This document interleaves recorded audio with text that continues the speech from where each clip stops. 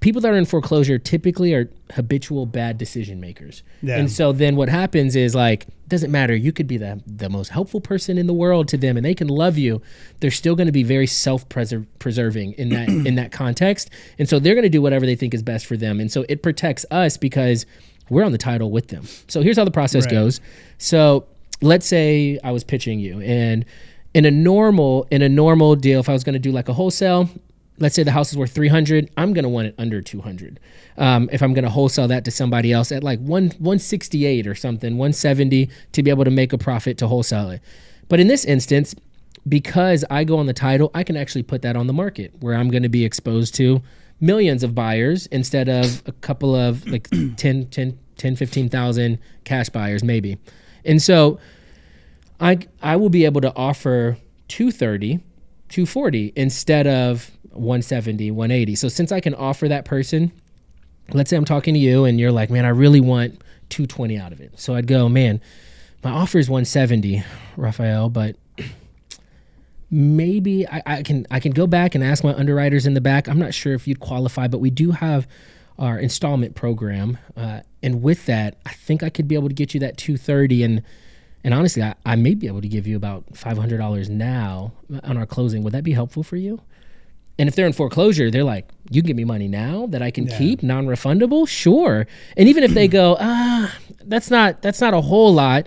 Can you do a little bit more? I can go, hey, look, all right, I can maybe do a little bit more. Maybe I could do the 500 now, and then maybe I can even do 500 a month until we close. So then you'd have monthly income until then.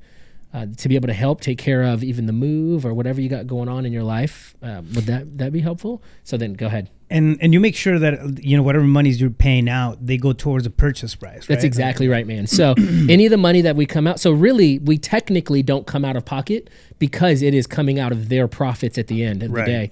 And so technically we're not even paying for that. It's just coming out later, but it is a non-refundable deposit. So we'll talk about that part a little bit later.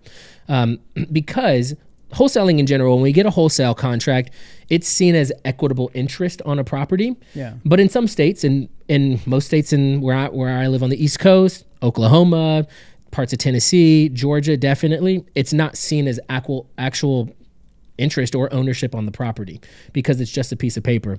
Until you actually put the money down, that's when you get what's called the equitable interest on that property. And so what we're doing with the installment method is we're going and I'm saying, hey, I'll give you that $500 now.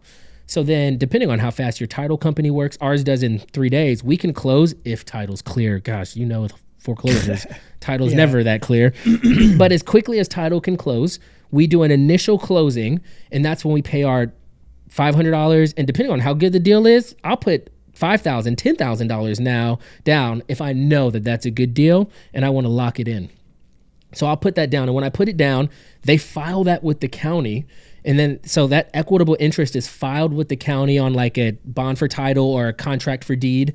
And so when they do that, I now am on the title of that house according to the county. So anybody who searches that, any realtor, any lender that searches that, they're going to see our name on that title.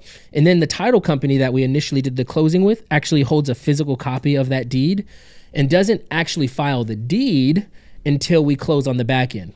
So what's been cool here is what's happened is the seller signed away their interest to the property. So we actually never have to worry about them again.